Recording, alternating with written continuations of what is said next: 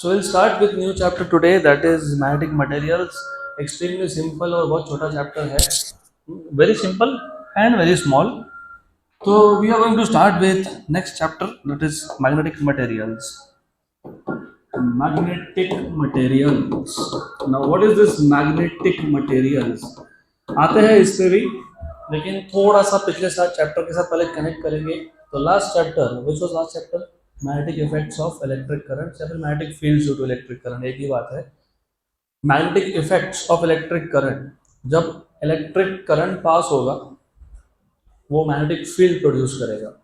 तो अब तक so far what we have seen is, अगर हमको किसी सब्सटेंस को मैग्नेटाइज करना है तो क्या पास करना पड़ेगा? करंट. तो अ सब्सटेंस, खासकर तो conductors, when you pass current through them they generate magnetic fields. तो so far what we have seen is you can create, you can generate, you can produce magnetic fields by passing current through a conductor. But there are some materials which are naturally magnets, मतलब उनका खुद का field naturally होता है, उनमें current pass करने की जरूरत नहीं है to produce magnetic fields. So remember, there are substances which produce their magnetic field when you pass current through them. Then there are some substances which are naturally magnets. उसमें आपको current pass करने की जरूरत नहीं है, they have their magnetic fields. तो इस chapter में our focus is on such materials which are naturally magnets. Right, देखा भी होगा आपने, वो ब्लैक कलर का एक मटेरियल मिलता है, मैग्नेट होता है वो, right? And if you keep iron fillings near it, it attracts those iron fillings. तो magnetic materials में there are different types of magnetic materials. तो दो टाइप के substances होते हैं which are magnetic in nature. एक होते हैं permanent magnets, they are permanent magnets, और दूसरे होते हैं temporary magnets. राइट, तो हमको इस चैप्टर में इन डिटेल देखना है which substances are permanent magnets and which are temporary magnets. अभी temporary magnets they are further classified into two types. तो जो permanent magnets होते हैं उसको हम लोग बोलते हैं फेरोमैग्नेटिक substances. और टेम्पररी में दो होते हैं. टेम्पररी में एक होता है पैरामैग्नेटिक, एक होता है diamagnetic. Paramagnetic and diamagnetic. Okay, good. Para and diamagnetic. तो इन दिस चैप्टर हमारा फोकस होगा इन सारे के सारे मटेरियल्स का स्टडी करना in detail. So I repeat again, it's a very interesting and very simple chapter. So far in the previous chapter we have seen magnetic fields due to electric current, the magnetic effects of electric current. When you pass current through conductors, they produce magnetic field, but there are substances which have their own magnetic field naturally. So in this chapter our focus is on naturally occurring magnetic substances. There is no need to pass current to produce magnetic field. So naturally occurring magnetic materials can be classified into two types. One is permanent, other is temporary. Permanent magnets they are ferromagnetic. तो permanent magnet का जो metal है उसको ferromagnetic बोलते हैं. Will see in detail what is ferromagnetic substance, और ऐसा क्यों है वो भी देखेंगे. Why some materials are temporary magnet and why others are permanent magnets. Then in temporary magnets you have two categories. One is called as paramagnetic, other is called as diamagnetic. तो ये भी हम डिटेल में देखेंगे what is the basic difference between paramagnetic and diamagnetic substances. तो this was all about introduction.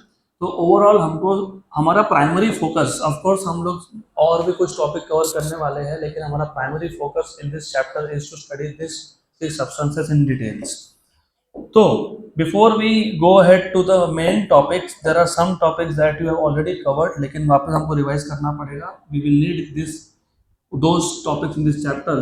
तो if you remember, अगर आपको याद होगा, हमने लास्ट चैप्टर में देखा था torque acting on a current carrying loop in a external magnetic field. याद है क्या, हमने डिटेल में डिराइव किया था. अगर हमारे पास एक करंट कैरिंग लूप है, अब करंट कैरिंग लूप क्यों लिया था, क्योंकि पिछले चैप्टर में मैग्नेटिक फील्ड कब प्रोड्यूस होगा, जब लूप में करंट हो. और अगर आपको याद होगा, इफ यू रिमेंबर, हमारे पास अगर एक करंट कैरिंग लूप है, it behaves as a magnetic dipole. उसका एक साइड कैसा बिहेव करता है, नॉर्थ पोल, और दूसरा कैसा बिहेव करता है, साउथ पोल. तो if the current is clockwise, that side behaves like a south pole, and if the current is anti clockwise, it behaves like a north pole. तो उस केस में हमने ये देखा था कि अगर हमारे पास एक करंट कैरिंग सर्कुलर लूप है विच बिहेव्स लाइक अ डाइपोल, उसको अगर मैं एक एक्सटर्नल यूनिफॉर्म मैग्नेटिक फील्ड में रखता हूँ तो उस पर टॉर्क एक्ट होता है, and that torque was given by mu B sin theta, where mu was called as magnetic dipole moment and B was external magnetic field. अब इस चैप्टर में भी हमको वही फॉर्मूला वापस डिराइव करना है, सिर्फ एक डिफरेंस है, यहाँ पे एक्सटर्नल मैग्नेटिक फील्ड तो है, लेकिन यहाँ पे तुम करंट कैरिंग लूप को फील्ड में नहीं रख रहे हो, तुम बार मैग्नेट को फील्ड में रख रहे हो.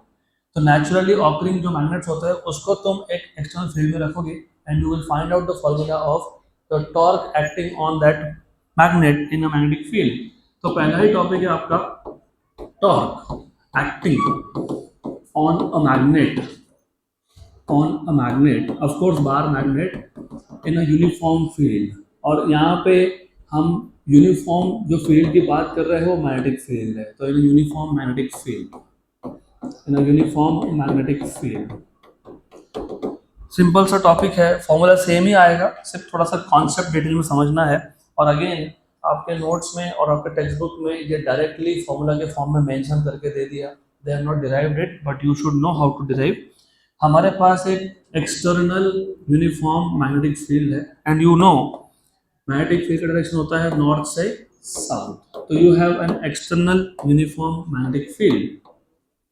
और क्योंकि मैग्नेटिक फील्ड यूनिफॉर्म है, देन यू आल्सो नो कि अगर मैग्नेटिक फील्ड यूनिफॉर्म हो तो we represent such magnetic field with the help of parallel vectors. इस एक्सटर्नल यूनिफॉर्म फील्ड में हमने रख दिया एक बार मैग्नेट, तो we have a bar magnet which is placed in this field. तो I have a bar magnet, this is a bar magnet, इस bar magnet को मैंने रख दिया इसमें, and of course you know, do you know bar magnet has two poles, one is north pole, the other is south pole. मैंने last chapter में बताया था आपको, नॉर्थ पोल के पोल स्ट्रेंथ को हम लोग प्लस QM बोलते हैं, और साउथ पोल के पोल स्ट्रेंथ को हम लोग माइनस QM बोलते हैं. तो what we have is, we have a bar magnet which is kept in external uniform magnetic field. Then थोड़ा सा 11th का बेसिक्स भी लगेगा. यू मस्ट नो 11th में मैग्नेटिज्म नाम का चैप्टर था, उसमें तुमने बार मैग्नेट का स्टडी किया है, याद होगा तो ठीक है, otherwise I will repeat. A straight line passing through both the poles is known as magnetic axis. तो ये magnetic axis है. A straight line passing through both the poles of a magnet is called as magnetic axis. Remember. And what else you have learned is, if I have a bar magnet, remember ये जो bar magnet है, इसका जो actual length है, actual length, उसको हम लोग बोलते हैं geometric length. So if I have a bar magnet, let us say the length of this is L, this is called as geometric length. और मैग्नेट के केस में हम और एक लेंथ डिफाइन करते हैं जिसको हम बोलते हैं magnetic length. What is magnetic length? अगर याद है तो ये नॉर्थ पोल है, ये साउथ पोल है, and you should no this कि नॉर्थ पोल और साउथ पोल वो थोड़ा अंदर होते हैं. नॉर्थ पोल से साउथ पोल तक का जो डिस्टेंस होता है इसको बोलते हैं मैग्नेटिक लेंथ. क्या बोलते हैं इसको? Magnetic length. सेंटर से एक साइड पे L डिस्टेंस, दूसरे साइड पे L डिस्टेंस, तो ये नॉर्थ से साउथ तक का जो डिस्टेंस है 2L, that is called as magnetic length.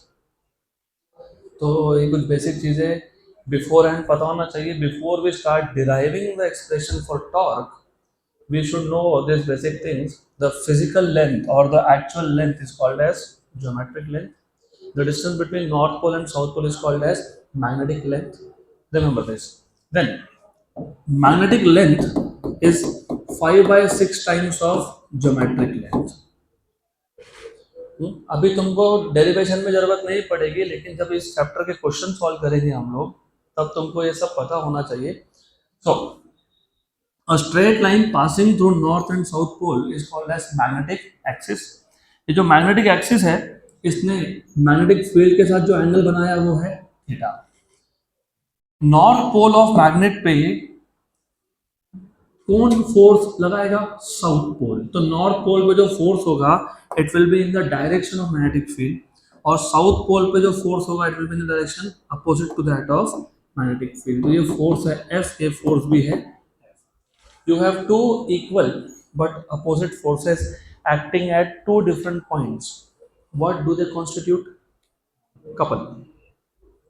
Couple होता है ना वो, अरे two equal but opposite forces acting at two different point forms a couple. और कपल क्या करता है? टॉर्क लगाता है, तो ये क्या होगा? रोटेट होगा। Remember, and this force is, जैसे force acting on a charge particle in an electric field was Q into E, ये होता है पोल स्ट्रेंथ इनटू B, और ये भी होता है पोल स्ट्रेंथ इनटू B, तो माइनस QM इनटू B। पक्का पक्का, श्योर श्योर, गुड गुड। ये हमने ऑलरेडी पिछले चैप्टर में कवर किया था, अभी as a part of syllabus है तो मैं वापस बता रहा हूँ। हमारे पास है एक्सटर्नल यूनिफॉर्म मैग्नेटिक फील्ड, उसमें है एक बार मैग्नेट। बार मैग्नेट का जो एक्सिस है वो मैग्नेटिक फील्ड के साथ थीटा एंगल बना रहा है। बार मैग्नेट के नॉर्थ पोल पे एक फोर्स है in the direction of magnetic field, और साउथ पे फोर्स है opposite to that of direction of magnetic field, so they form a couple and they will rotate, and rotation हुआ तो क्या होता है वहां पे? torque. Therefore they are asking you what is the torque acting on a magnet in a uniform magnetic field, and we know that. Do you remember how do you define torque? Torque कैसे define करते हो? Torque मतलब moment of couple, क्योंकि यहाँ पे couple है, यहाँ पे दो फोर्सेस है। Do you remember how do you define moment of couple? सब कुछ पिछले चैप्टर में बताया है मैंने, वापस याद कर लो। जब एक सिंगल फोर्स रोटेशन प्रोड्यूस करे उसको मोमेंट ऑफ फोर्स बोलते हो, उसका भी दूसरा नाम टॉर्क ही होता है। अगर एक single force rotational effect produce कर रहा है तो जो मोमेंट ऑफ फोर्स है it is defined as the product of force and moment arm. What is moment arm? Moment arm is the shortest distance between axis of rotation and line of action. What is line of action? The direction along with the force acts is called as line of action. जब दो forces मिलके rotational effect produce करें उसको बोलते हैं moment of couple. Moment of couple मतलब torque is defined as magnitude of one of the forces into perpendicular distance between two forces. तो perpendicular distance between two forces, ये important है। मैंने तुमको मैग्नेटिक लेंथ बताया भी इसलिए था, perpendicular distance between two forces. Magnitude of one of the forces, दोनों में से कोई भी एक फोर्स लो, उसका मैग्नीट्यूड वो आएगा QM into B into perpendicular distance between two forces. कैसे फाइंड करोगे? Perpendicular distance between two forces find करने के लिए हम एक फोर्स को एक्सटेंड कर लेते हैं, एक लाइन को एक्सटेंड कर लेते हैं, और दूसरे फोर्स से पहले लाइन पे परपेंडिकुलर ड्रॉ कर देते हैं। इसको मैं A नाम दे देता हूँ, उसको B बोल देता हूँ, उसको C बोल देता हूँ। तो what is the perpendicular distance? BC। ये एक फोर्स है, ये एक फोर्स है, दोनों में शॉर्टेस्ट डिस्टेंस कितना है? BC। और मैग्नेटिक लेंथ मतलब नॉर्थ पोल से साउथ पोल तक लेंथ कितना था? 2L, क्योंकि सेंटर से L और सेंटर से L, तो कितना था? 2L। तो BC is the perpendicular distance. अभी हमको फाइंड करना है BC। तो how do you find out BC? BC find करना है, ये थीटा है तो ये भी थीटा है, वाई करस्पॉन्डिंग एंगल्स। BC ये अपोजिट साइड है एंगल का, और हमको हाइपोटेन्यूज पता है तो हम साइन थीटा यूज कर लेंगे। तो sine theta is opposite side upon hypotenuse. Hypotenuse is basically AB which is 2L. So therefore you have BC equals to AB into sin theta। और AB कितना है? AB कितना है? 2L। और ये 2L मैग्नेटिक लेंथ है। अभी तो डायग्राम में दिख रहा है 2L, कभी कभी वो डायरेक्टली बोल देते हैं मैग्नेटिक लेंथ, तो वो मैग्नेटिक लेंथ होता है। तो therefore BC equals to 2L sin theta, equation 2। Therefore from equation number 1 and 2 you have torque equal to QMB into BC. BC is 2L sin theta, 2L sin theta। What is Q into 2L? Charge into distance between the two charges of electric dipole was electric dipole moment। यहाँ पे 2L into pole strength is magnetic dipole moment। So torque acting QM into 2L is mu B sin theta। बराबर, this is magnetic dipole moment. Very good. Mostly इस chapter में mu को M denote करेंगे, वो क्यों करेंगे बाद में देखते हैं, बट जहाँ भी जरूरत होगी I will just change the notation, फिलहाल म्यू लिख रहा हूँ। तो यहाँ पे mu is Q M into 12 which is magnetic dipole moment, magnetic dipole moment.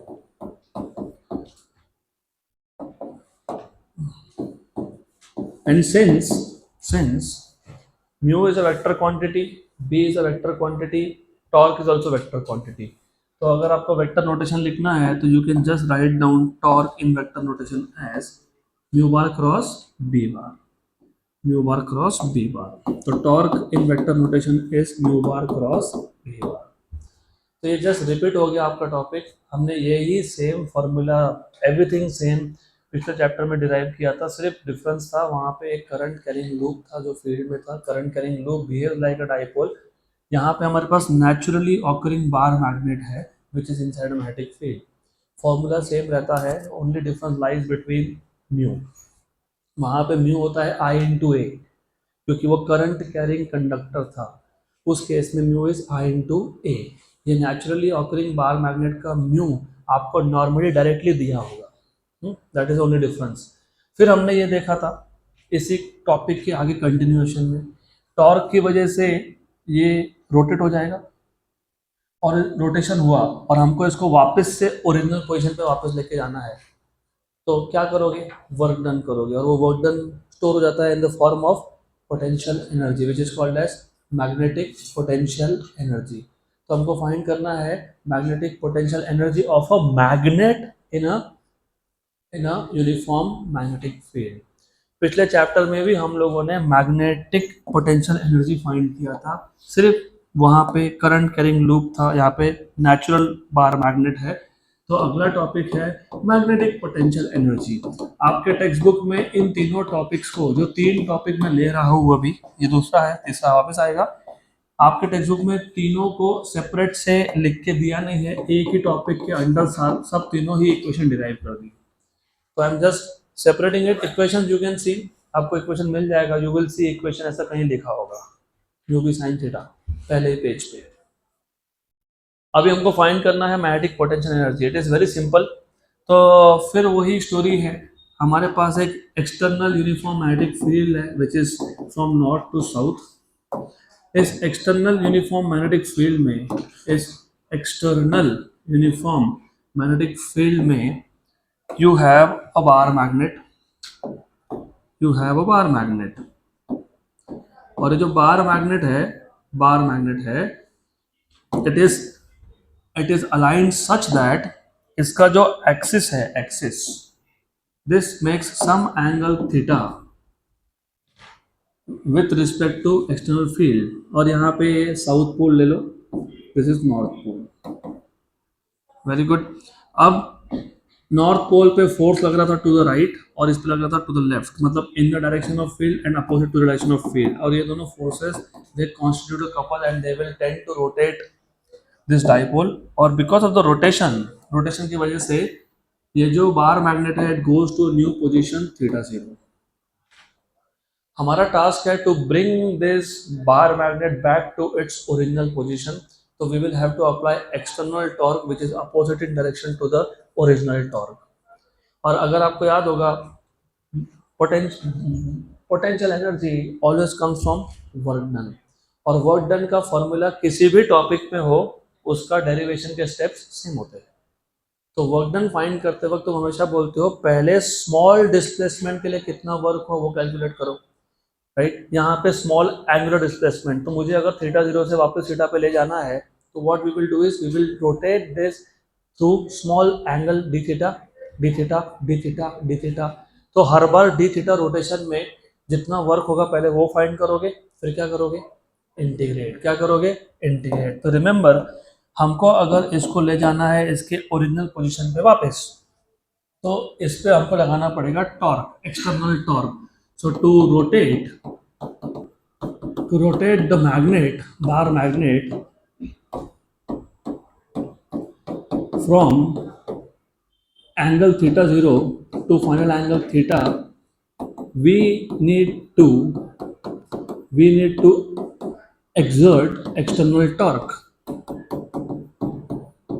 external torque, or this external torque, as you know, this external torque is equal to the original torque, और वो कितना है mu B sine theta. इसके लिए पहले torque का formula derive किया, right.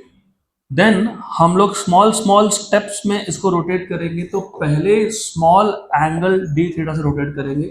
तो work done in rotating through small angle d theta is work done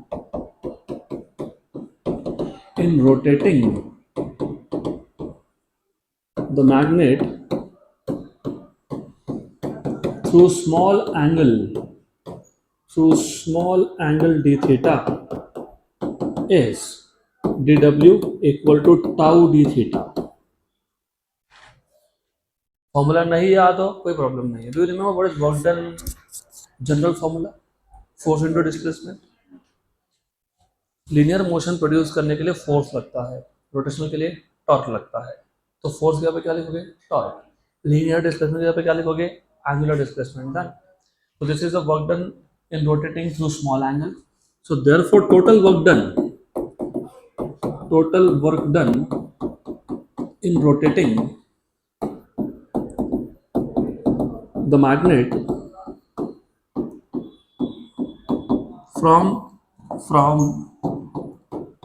theta 0 to theta is total work done can be obtained by integration from initial angle to final angle dw। so therefore w equals to integration theta 0 to theta। ये dw क्या है? Tau d theta. लेकिन tau क्या है? Tau what is tau? अरे अभी तो लिखा ना तुमने, mu B sine theta d theta. Mu और बी, म्यू मतलब मैग्नेटिक डाइपोल मोमेंट, अभी हमने देखा वो डिपेंड करता है पोल स्ट्रेंथ और distance between the two poles. हमने पोल स्ट्रेंथ चेंज किया? नहीं किया। हमने डिस्टेंस चेंज किया दोनों पोल्स का? नहीं किया। तो वो कांस्टेंट है। एक्सटर्नल यूनिफॉर्म मैग्नेटिक फील्ड तो वैसे भी कांस्टेंट था, तो कांस्टेंट इंटीग्रेशन के बाहर जाएंगे, तो you will have therefore you will have work done equals to mu b आ गया बाहर, integration from theta 0 to theta sine theta d theta. What is integration of sine theta? Minus cos. तो minus cos theta from theta 0 to theta. मुझे अगर minus sign absorb करना है तो मैं लिमिट्स को इंटरचेंज कर दूंगा, तो you have cos theta from theta two theta 0। so therefore you have work done equals to mu b cos of initial angle minus cos of final angle। this work done is stored in the form of potential energy। पिछले chapter में भी यही formula derive हुआ था, वापस difference वही है। वहाँ पे जो डाइपोल मोमेंट था वो ड्यू टू करंट, यहाँ पे डाइपोल मोमेंट एक नेचुरली ऑकरिंग मैग्नेटिक सब्सटेंस का है। This work is stored in the form of potential energy.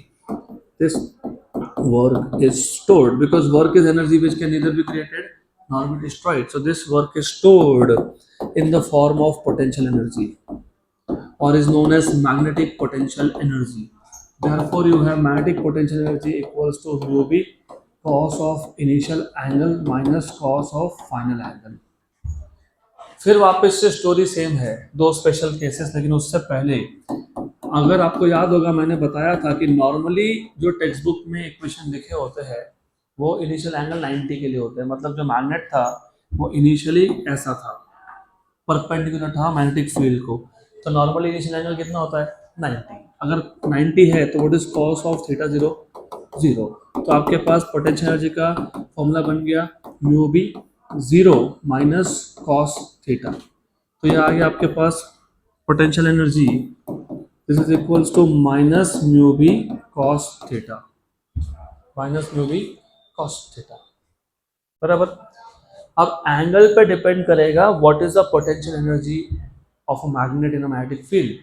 हमने दो स्पेशल केसेस देखे थे, याद है क्या? दो special cases, minimum potential energy and maximum potential energy.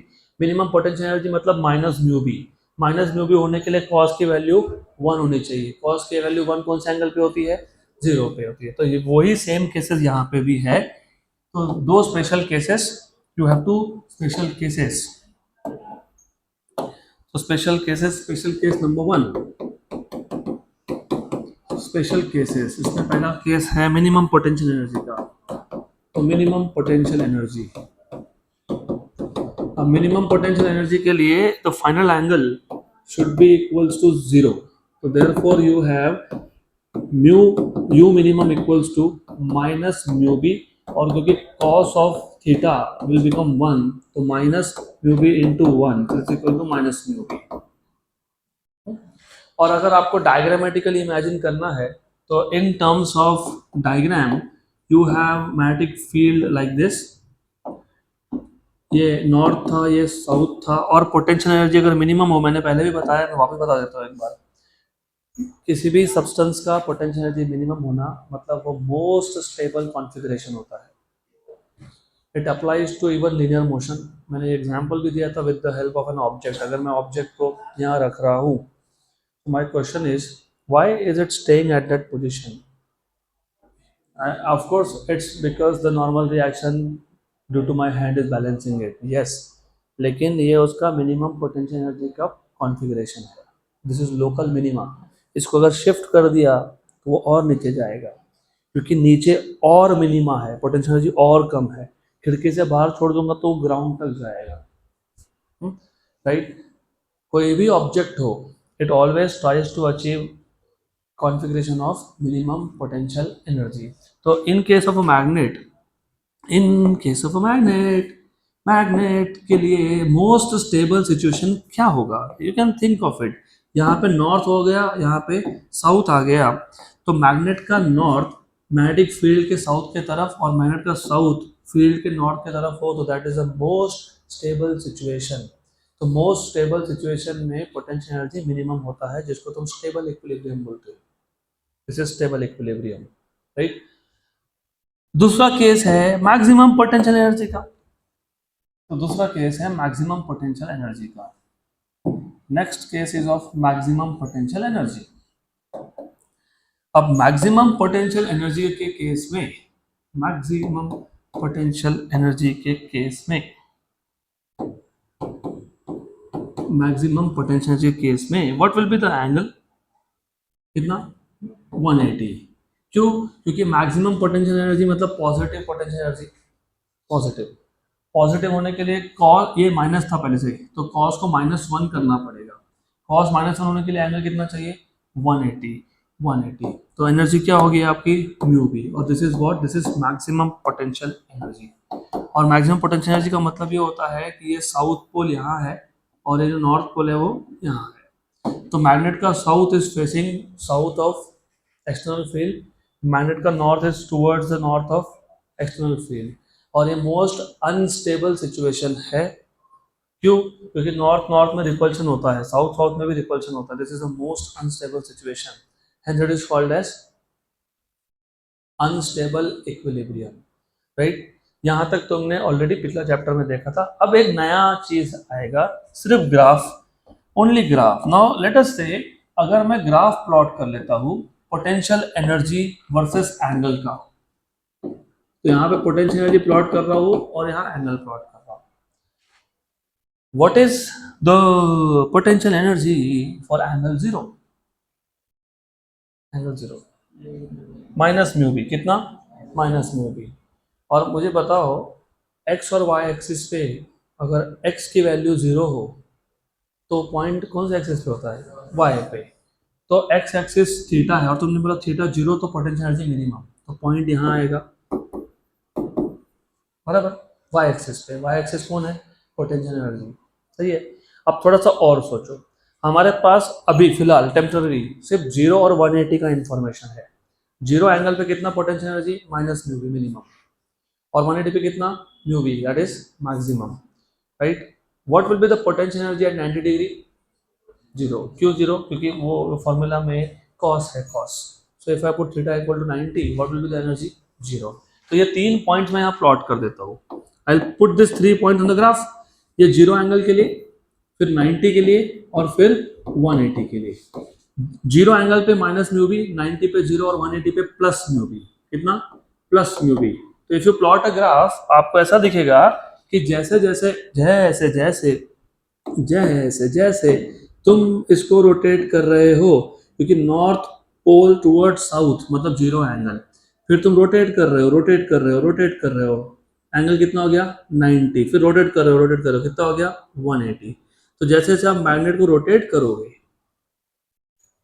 0 angle से 180 तक, 0 पे पोटेंशियल एनर्जी था मिनिमम, मोस्ट स्टेबल, राइट।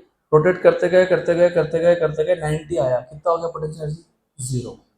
अब और रोटेट कर रहे हो तो वापस पोटेंशियल एनर्जी बढ़ेगा, राइट। आप थोड़ा सोचोगे, फिजिक्स इज अ सब्जेक्ट जिसमें तुमको सोचना पड़ेगा, यही तो प्रॉब्लम है। That is why only few people are successful, मतलब they score good marks in physics, is because they think, others don't think.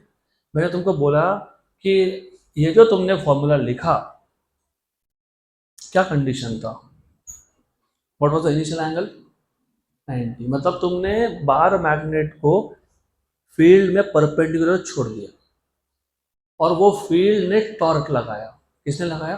Field ने।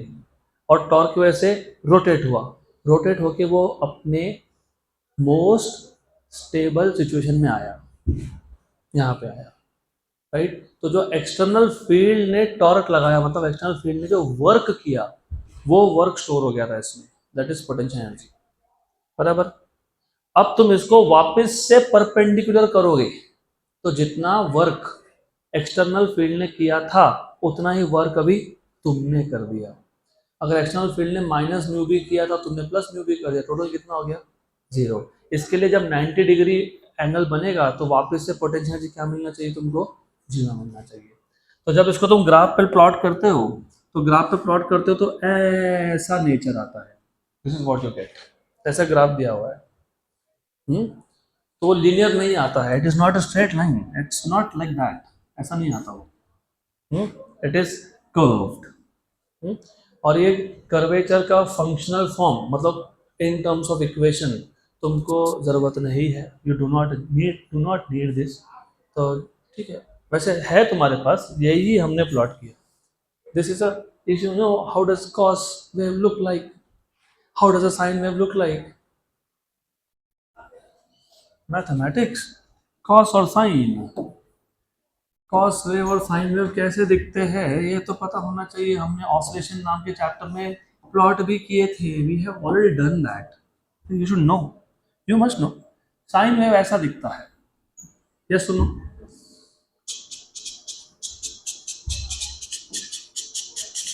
कॉस वेव, कॉस वेव कैसे दिखता है, cos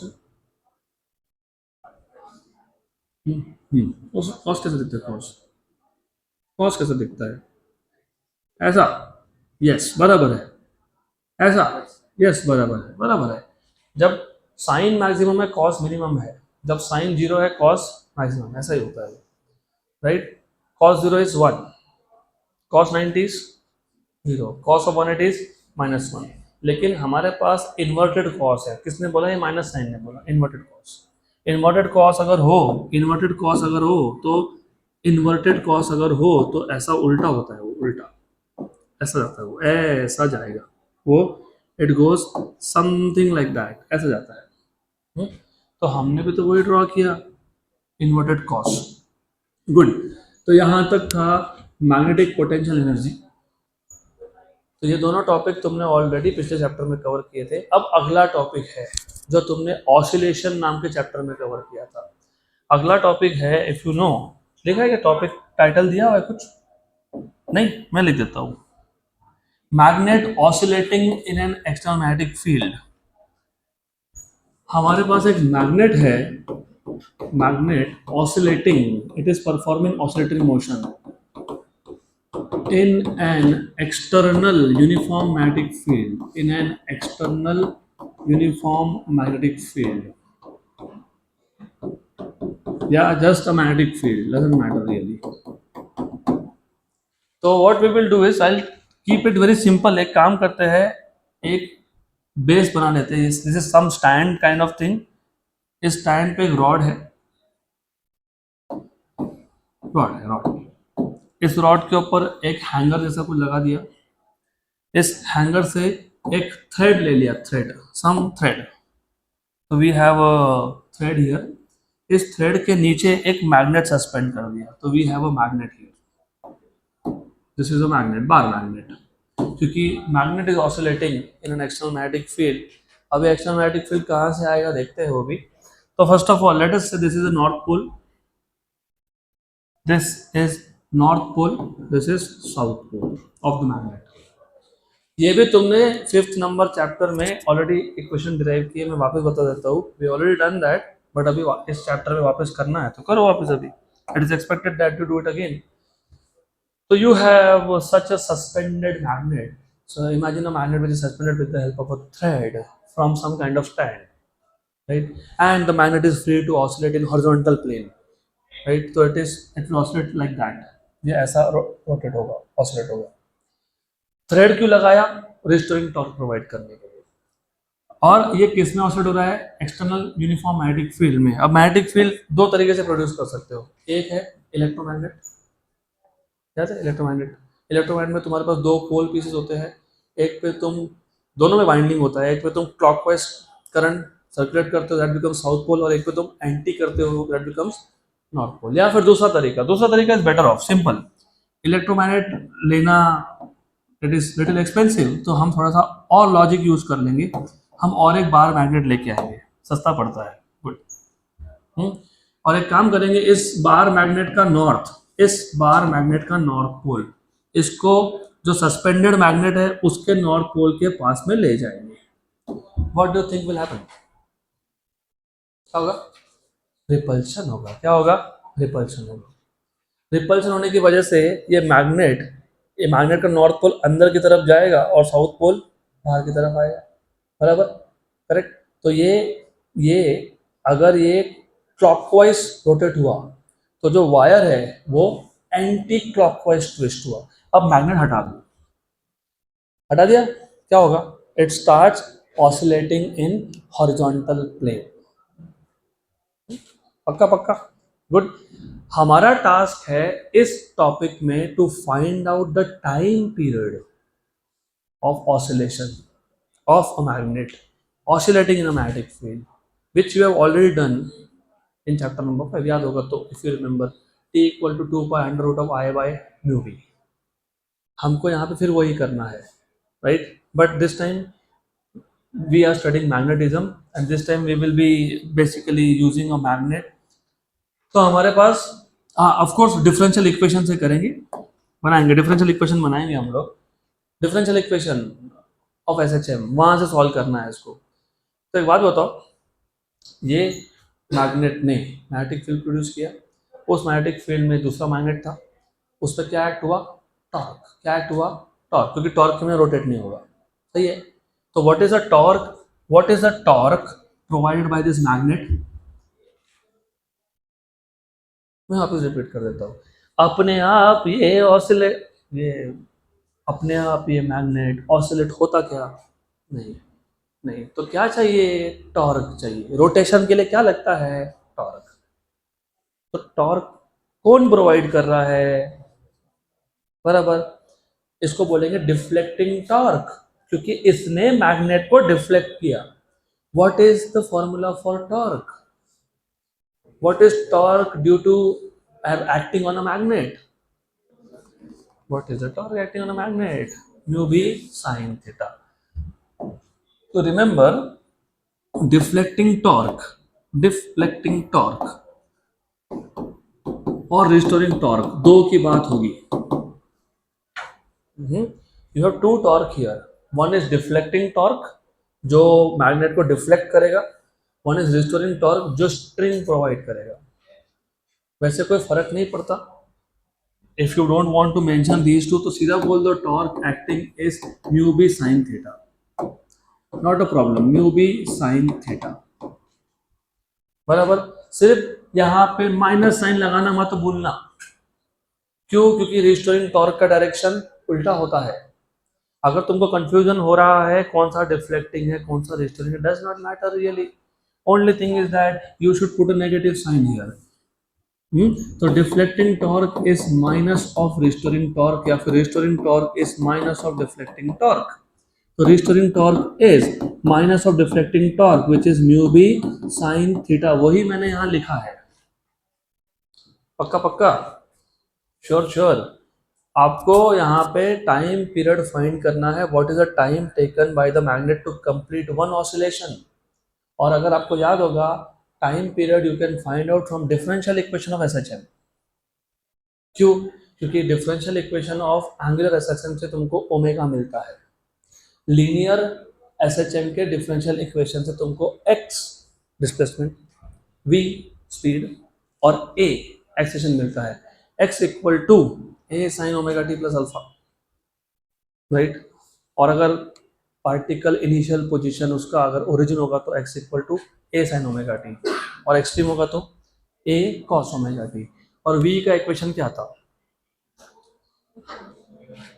plus minus omega under root of A square minus x square, और a क्या था? Minus omega square x. इसी का तुम अगर एंगुलर फॉर्म देखने जाओगे, एंगुलर फॉर्म v को तुम बोलते हो ओमेगा, और जो डिफरेंशियल इक्वेशन था लीनियर एसएचएम का, याद है क्या?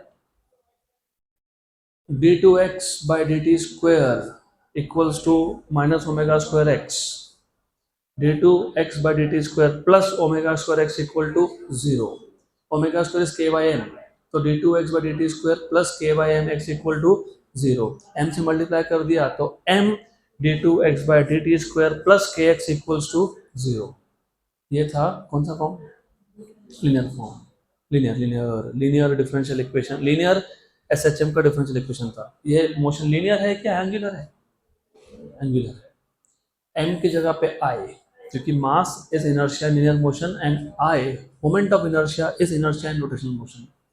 x की जगह पे थीटा, तो वही इक्वेशन बन जाता है तुम्हारा I d2 theta by dt square plus k की जगह पे c ट्विस्ट कांस्टेंट, है ना? बराबर? बराबर ना? x मतलब वापस थीटा इक्वल्स टू 0। वही इक्वेशन यहाँ से मिलेगा तुमको। कैसे मिलेगा? मैं वापस बता देता हूँ। हमारे पास एक मैग्नेट है जो सस्पेंडेड था with the help of a thread.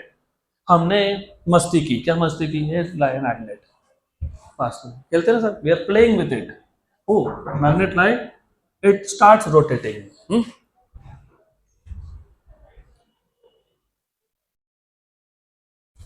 Okay, तो हम लोगों ने इसको लाया, ये रोटेट हुआ, मैग्नेट निकाल लिया, इट स्टार्ट्स ऑसिलेटिंग। क्यों ऑसिलेटिंग? क्योंकि जब एक क्लॉकवाइज रोटेट होगा तो ऊपर वाला वायर एंटी क्लॉकवाइज ट्विस्ट होगा, मतलब एक डिफ्लेक्टिंग टॉर्क है, एक रिस्टोरिंग टॉर्क है। डिफ्लेक्टिंग टॉर्क और रिफ्लेक्टिंग और रिस्टोरिंग टॉर्क का डायरेक्शन अपोजिट होता है, तो माइनस लगाया। माइनस नहीं लगाओगे तो सारे इक्वेशन गलत बनेंगे, नेगेटिव साइन होना चाहिए, अदरवाइज गए। नहीं याद रहा तो कोई बात नहीं, लीनियर याद कर लो ना। लीनियर मोशन में a equal to minus omega square x होता है, माइनस तो माइनस दिखना चाहिए। तो डिफ्लेक्टिंग टॉर्क है this, and then of course you should know torque का general formula rotational dynamics, I alpha. क्या होता है? I alpha. तो ये चैप्टर में पहले ही ओपनिंग टॉपिक में ही 3-4 चैप्टर के कॉन्सेप्ट लग गए। Minus mu B sine theta. What is alpha? Is it d omega by d t? Yes, minus mu B sine theta. What is omega? Is it d theta by d t? Yes, minus mu B sine theta. Okay, good good. तो ये हो गया आपका I d2 theta by dt square equals to minus mu B sine theta. Correct? Bring it here, तो you have I d2 theta by dt square minus का plus हो गया plus mu B sine theta equals to 0। और अगर angle of deflection small रहा, if theta is small, तो sine theta is approximately equal to theta. तो अगर वो केस है तो therefore you have I d2 theta by dt square plus mu b theta equals to 0। बराबर? इसको हम लोग अभी स्टैंडर्ड इक्वेशन से अगर कंपेयर करें, if you compare with differential equation of angular SHM, क्या था याद है आपको? I d2 theta by dt square plus omega square theta equals to 0। तो omega square is mu B, बराबर है? यस। तो omega is under root of mu B. तो what is time period? I know something is wrong, बताता हूँ मैं क्या है रॉन्ग। आई नो या ठीक है, वो तो सी लिखो ओमेगा लिखो फर्क नहीं पड़ता, बताता हूँ something is wrong, I tell you what is wrong. What is omega? 2 pi by time period under root of mu B, बराबर। गलती कहाँ है?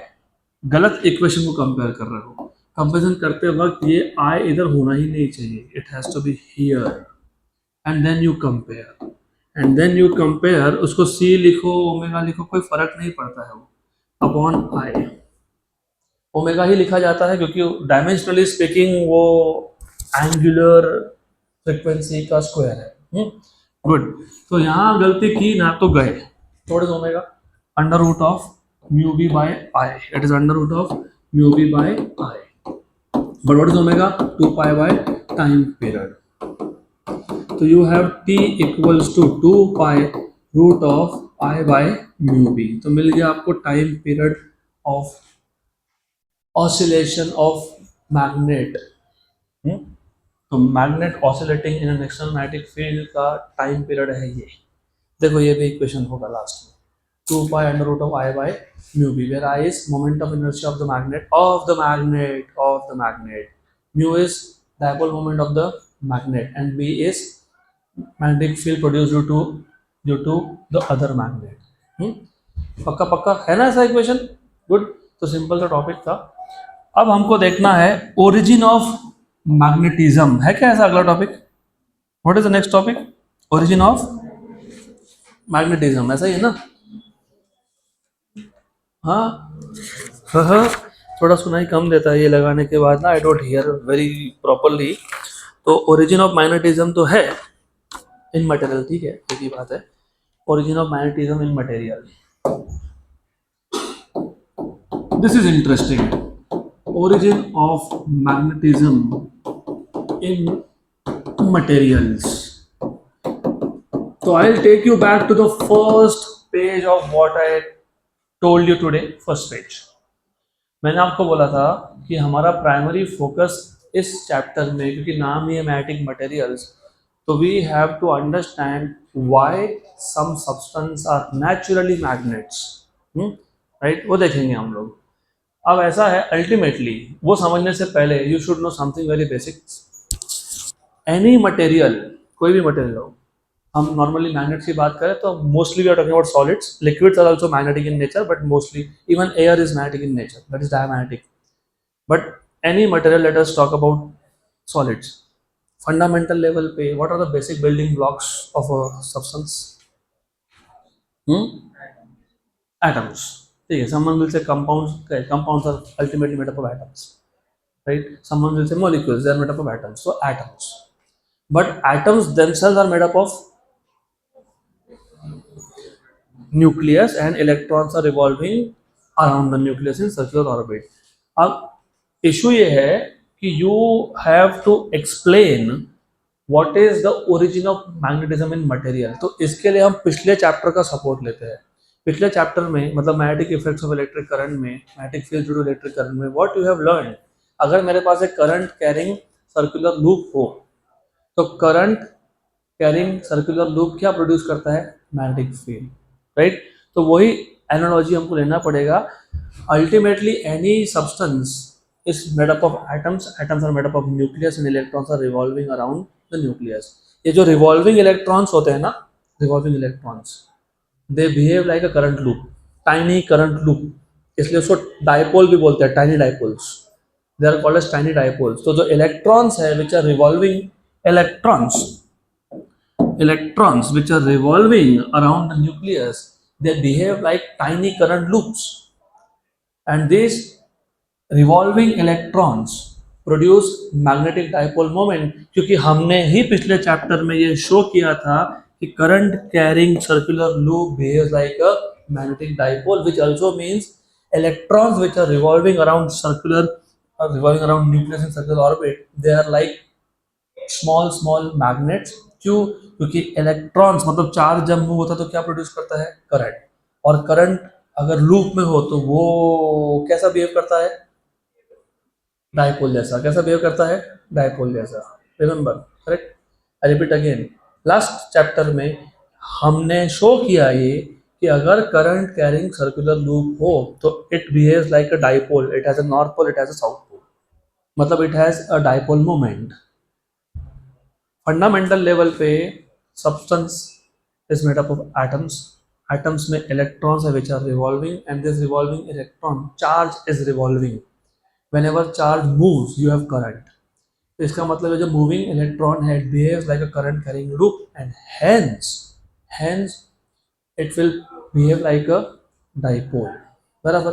तो अगला टॉपिक देखो, इसी का इसी का सब टॉपिक है. क्या लिखा हुआ है? Magnetic moment of an electron revolving around the nucleus of an atom. तो magnetic moment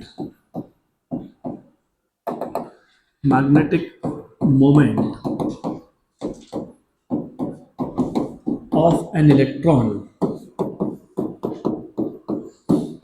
revolving around the nucleus of an atom, around the nucleus of an atom. Good. तो थ्योरी में लिखूंगा नहीं, क्या ही लिखना है? Consider N electron revolving around the nucleus of an atom with radius r. Mass of the electron is m.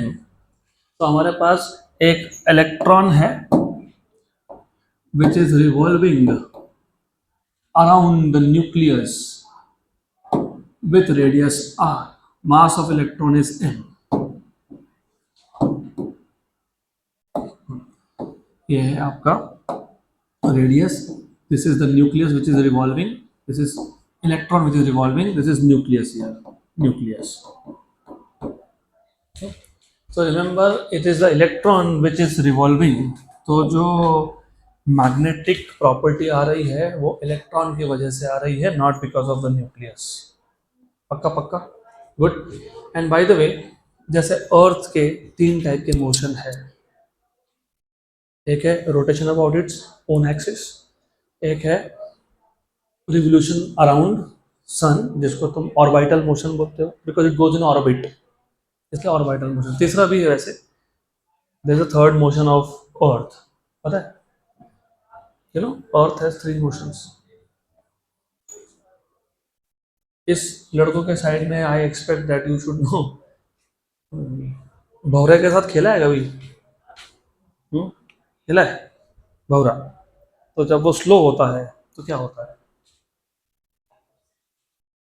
जब तक वो फास्ट था वो अपने एक्सिस के अबाउट रोटेट होता रहता है, लेकिन जब वो स्लो होता है तो वो ऐसा है ऐसा है ऐसा करता है, मतलब उसका एक्सिस खुद घूमता है.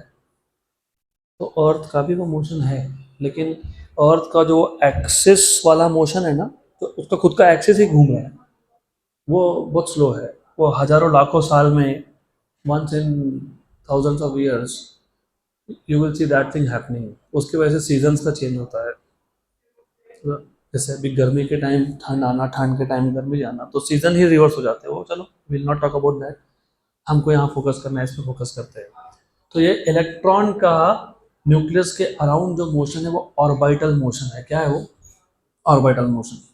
तो जो भी डाइपोल मोमेंट, जो भी मैग्नेटिक डाइपोल मोमेंट यहाँ जनरेट होगा, it is because of which motion? Which motion? Which motion? Orbital motion. Which motion?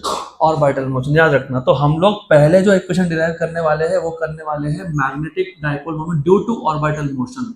So magnetic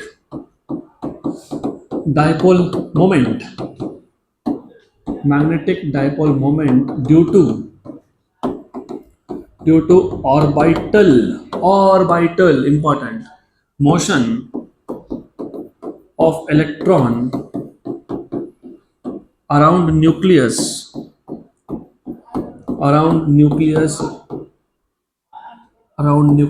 is given by, you know, जो हमको पता है वहीं से स्टार्ट करेंगे.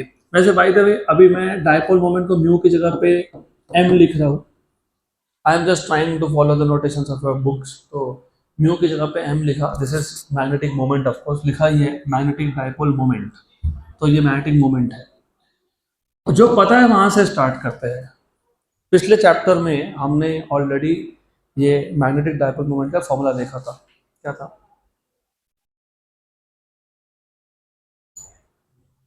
NIA, where N was number of turns in the coil, I was current and A was area of the loop. यहाँ पे एक ही इलेक्ट्रॉन है तो नंबर ऑफ टर्न्स का तो मतलब ही नहीं है, तो it is I into A. तो ये तो हमको पहले से पता है, तो we already know this equation 1। ठीक, यहाँ पे do you have current really? No, you have electron which is revolving, but how do you define current? Charge per unit time. तो charge flowing per unit time, charge कौन है? Electron है, और time को मैं टाइम पीरियड मान लेता हूँ, time taken to complete one revolution. तो from equation number 1 and 2, from equation number 1 and 2 you get m orbital equals to E by T into A, right? Correct. Then but do you know what is area of the loop? Pi r square, क्योंकि ये जो circle बना इसका area कितना होगा? pi r square, so that's why I'm writing down pi r square.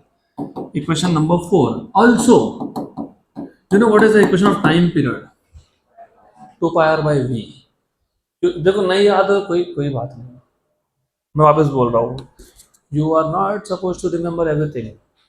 Speed का formula पता है, डिस्टेंस अपॉन टाइम, तो टाइम क्या हो गया? Distance upon speed. एक राउंड में कितना डिस्टेंस कवर हुआ? 2 पाई आर, तो time period is 2 pi r by v. Equation number 5। अभी इक्वेशन नंबर 4 और 5 3 में सब्स्टिट्यूट कर दो, तो substitute equation number 4 and 5 in equation number 3. In equation number 3, therefore you have m orbital equals to E by T, but what is T? 2 pi r by v गया ऊपर, into A, but what is A? pi r square, pi r cancel हो गया, तो you have m orbital dipole moment due to orbital motion as EVR by 2, EVR by 2। This is one of the important formulas, इस पे CET में direct question आते हैं इस formula पे। तो what is the dipole moment due to orbital motion of electron around nucleus? EVR by 2, EVR by 2, EVR by 2, EVR by 2।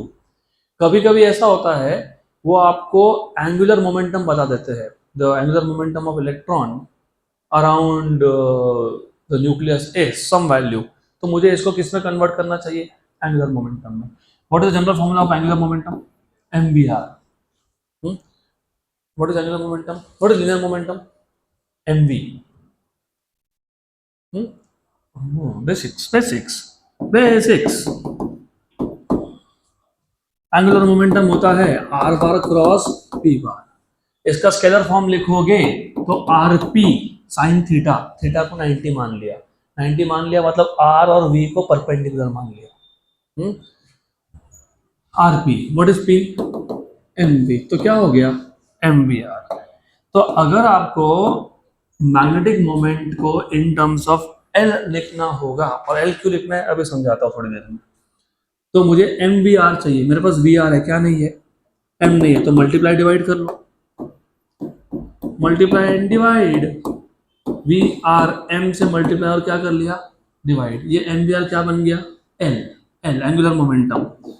तो you have M orbital equals to MVR, it is L, E by 2L।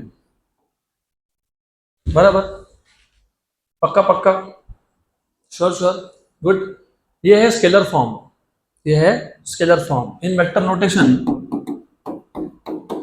in vector form you should know m orbital minus E L bar upon 2m।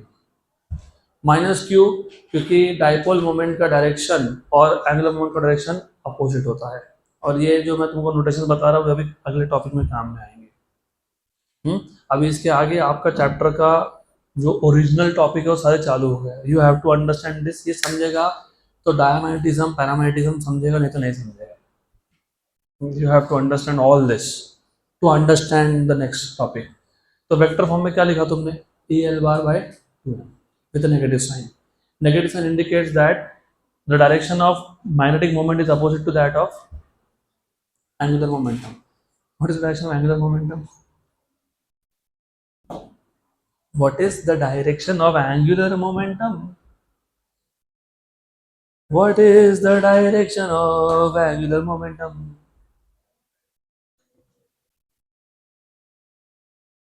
चलो ठीक है, मतलब I have to go back to basics. कोई बात नहीं, it's okay, it is okay. Exam आने तक it is okay, exam में नहीं पता होगा तो नॉट ओके. तो ऐसा है, मैं जानबूझ के एजॉन वेव दिखा रहा हूँ.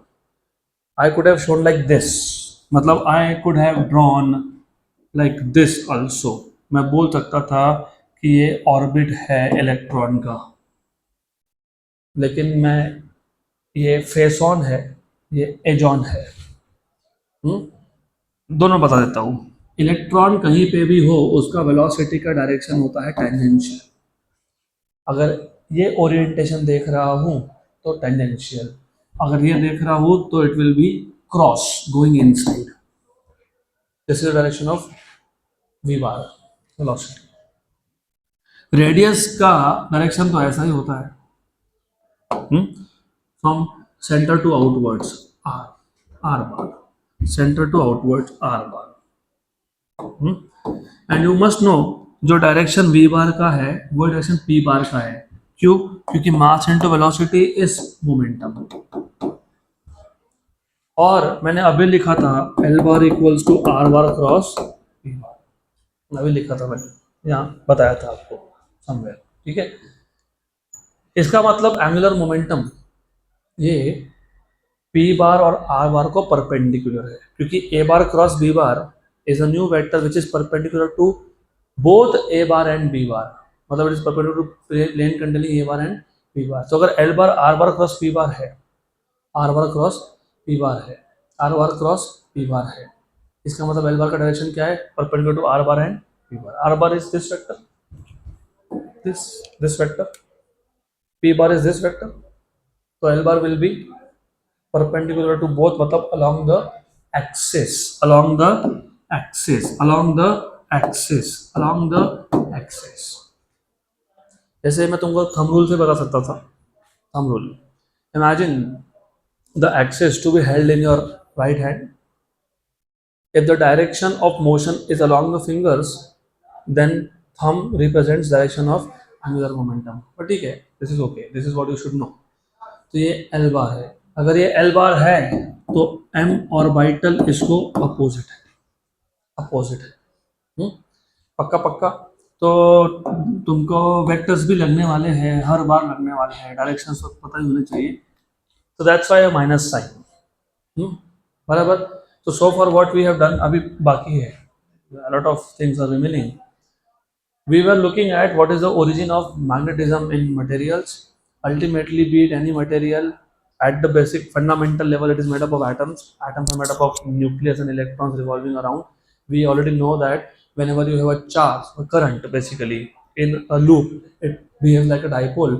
इसका मतलब यहाँ पे इलेक्ट्रॉन का जो मोशन है, it is behaving like a current loop. तो करंट लूप की वजह से atom will be like a dipole, इसलिए इसको हम लोग टाइनी मैग्नेट बोलते हैं. Each atom is called as a tiny magnet here because they have a dipole moment because of the motion of electrons, right? So we want to find out what is the dipole moment due to orbital motion of electron.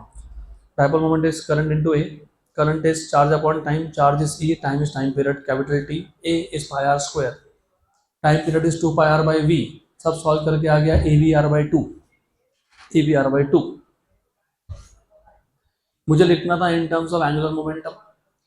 तो angular momentum होता है m v r.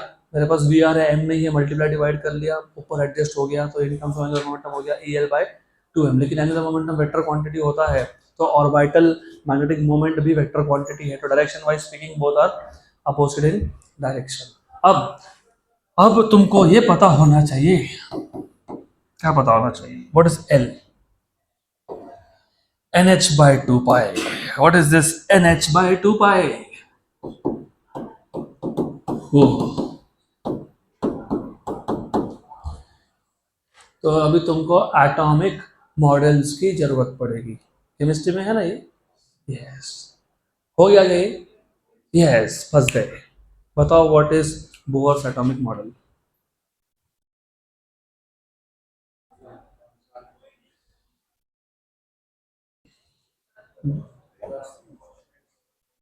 कभी भी, कभी भी you have to always think, do not shut the doors of your brain, you have to think. सबसे पहले जब तक हमको एटॉमिक मॉडल्स नहीं पता थे, तो बेसिक क्वेश्चन वाज कि फंडामेंटल लेवल पे मैटर किससे बना है। तो दे सेड कि you keep on breaking a substance, सबसे छोटा जो पार्टिकल बचेगा वो इनडिविजिबल होगा, उसको बोलते हो एटम। एटम का लिटरल मीनिंग होता है indivisible, which can not be further divided. किसने बोला था ऐसा? डाल्टन कि थॉमसन? हम्म, डाल्टन, राइट। फिर accidentally in some experiment, accidentally it was seen that negatively charged particles are coming out. मतलब atom is further made up of negative and positive charges. That was the first time negative charges were given name electrons, right? फिर आया Thompson का plum pudding model, क्योंकि लोगों ने पूछा electron क्यों बाहर आ रहा है, पॉजिटिव चार्ज क्यों नहीं आ रहा है। उसने बोला पॉजिटिव चार्ज हैवी है, बल्कि है, प्लम जैसा है, उसके ऊपर इलेक्ट्रॉन छोटे छोटे पुडिंग्स है, like hide and seek biscuit. Hmm, तो plum pudding model, then it was experimentally shown wrong. फिर नया मॉडल आया, फिर रुदरफोर्ड मॉडल आया। अब रुदरफोर्ड मॉडल और बोहर मॉडल लगभग सेम है। Only problem is Rutherford was the first person to tell कि जो सारा पॉजिटिव चार्ज है वो डिस्ट्रीब्यूटेड नहीं है, it is at the centre inside a tiny region called as nucleus. Rutherford was the first person to give this name of nucleus, right? And तो लोगों ने पूछा अच्छा इलेक्ट्रॉन्स कहाँ है, ही सेड रिवॉल्विंग। कहाँ पे? Around the nucleus, just like planets revolve around sun. ये बोल के फंस गया। लोगों ने बोला चलो ठीक है, मान लिया। Even if the motion of electron is uniform, uniform motion में स्पीड चेंज होता है क्या? नहीं होता है, बराबर। लेकिन यूसीएम में वेलोसिटी का डायरेक्शन चेंज होता है क्या? होता है। वेलोसिटी का डायरेक्शन चेंज होने से एक्सेलरेशन होता है, जिसको तुम बोलते हो centripetal, towards the center. Or you must know any accelerated charged particle will radiate energy.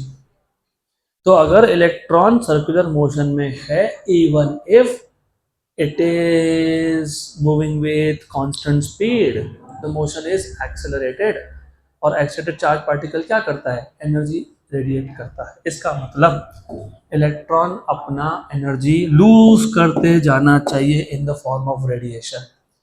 इसका मतलब तुमको हर एक सब्सटेंस से कंटिन्यूअस स्पेक्ट्रा मिलना चाहिए, एनर्जी मिलना चाहिए। पहली बात तो मिलता नहीं है। दूसरा, अगर ऐसा है तो इलेक्ट्रॉन धीरे धीरे धीरे धीरे करके न्यूक्लियस के अंदर स्पाइरल होना चाहिए। इसका मतलब एटम स्टेबल ही नहीं है। इसका मतलब अगर एटम स्टेबल नहीं तो तुम कहाँ से बन गए? तुम्हारा बॉडी तो एटम से बना है ना। हम्म, इसका मतलब कुछ एग्जिस्ट होना ही नहीं चाहिए था, क्योंकि at the fundamental level atom is not stable. लेकिन ऐसा होता नहीं है। रुदरफोर्ड का मॉडल गलत नहीं था, वो एक्सप्लेन नहीं कर पाया। फिर बोहर ने एक्सप्लेन किया based on three postulates. He combined three different theories, classical theory, then electromagnetic theory, and quantization of energy. तो तीन पोस्टुलेट्स पे बेस्ड है एटॉमिक मॉडल। वो हम डिटेल देखेंगे structure of atoms and nuclei में। फिलहाल जितनी जरूरत है उसकी बात करेंगे। तो सेकंड पोस्टुलेट है, वो बोलता है कि इलेक्ट्रॉन्स जो है वो सर्कुलर मोशन ही परफॉर्म कर रहे हैं। यस, लेकिन ऐसे कुछ अलाउड ऑर्बिट्स होते हैं, परमिटेड ऑर्बिट्स होते हैं, स्टेबल ऑर्बिट्स होते हैं, जिसमें इलेक्ट्रॉन है, भले ही उसका मोशन एक्सेलरेटेड है, लेकिन वो एनर्जी इमिट नहीं करेगा। और ऐसे ऑर्बिट्स में इलेक्ट्रॉन का, क्योंकि घूम कौन रहा है? Electron.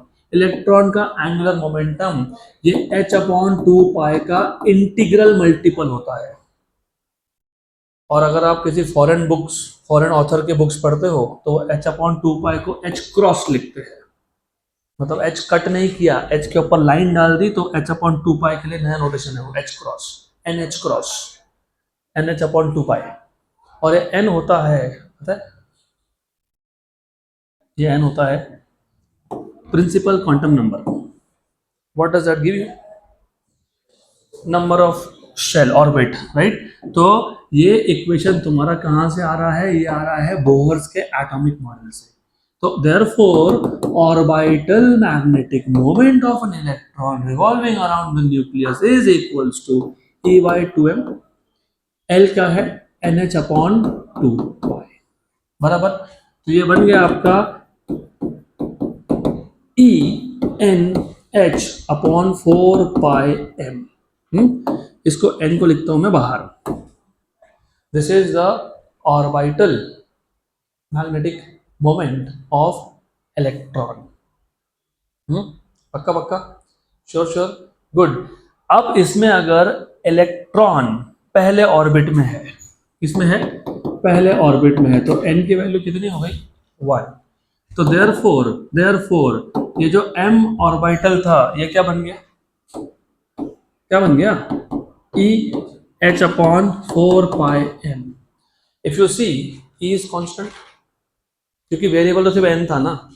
E is constant, charge on electron 1.6 into 10 raised to minus 19. H is constant, Planck's constant 6.34 into 10 raised to minus 34. Mass of electron is constant 9.1 into 10 raised to minus 31. तो this whole is constant. इसको हम लोग बोलते हैं Bohr magneton. क्या बोलते हैं इसको? और एक कांस्टेंट वैल्यू है. तो मैं तुमको जानबूझ के बता नहीं रहा value. I want you go home and find it out and remember now onwards Bohr magneton, क्योंकि बहुत जगह पे काम में आएगा. This is called as Bohr magneton. So the value of orbital magnetic moment of an electron in the first orbit is called as Bohr magneton, right? तो किसी भी एटम का मैं एग्जांपल बताता हूँ. अगर मैं हाइड्रोजन की बात कर रहा हूँ, हाइड्रोजन के एटम में कितने इलेक्ट्रॉन्स हैं? 1. तो what will B orbital magnetic moment? ये 1 Bohr magneton. What about helium? 2. So what will be the magnetic moment of helium atom? 2, right. 2 है ना. पक्का 2 होगा, 3 होगा, जो भी होगा बाद में देखेंगे. द आइडिया इज किसी भी एटम का टोटल मोमेंट वो हम देते हैं in terms of Bohr magneton. 1 Bohr magneton, 2 Bohr magneton, 3 Bohr magneton, 4 Bohr magneton, right. जैसे तुम डिस्टेंस को 1 kilometre, 2 kilometre, 3 kilometre, kilometre is unit of distance, वैसे ही Bohr magneton is unit of orbital dipole moment. बराबर. अब unit की बात हुई है तो यूनिट देख भी लेते हैं. तो ये है आपका पूरा story about magnetic moment of an electron revolving around nucleus of an atom, right. अब if you want, of course ये डाइपोल मोमेंट है. Dipole moment current into area ही होता है. करंट होता है एम्पियर, एरिया होता है मीटर स्क्वायर. तो एम्पियर मीटर स्क्वायर तो है ही इसका यूनिट, ये तो है. लेकिन दूसरा यूनिट भी लिख सकते हो. कैसे लिख सकते हो दूसरा यूनिट? अभी देखा था हमने, torque is mu B sine theta. Sine theta तो नंबर है, तो what is mu? Torque upon magnetic field. Torque तो न्यूटन मीटर होता है ना. Torque is force into distance, newton metre. Magnetic field क्या होता है? टेस्ला. तो newton metre per tesla is 1 more unit of mu. पक्का. Good good good good good. तो ठीक है, for today it is sufficient. Tomorrow will go ahead with next topic.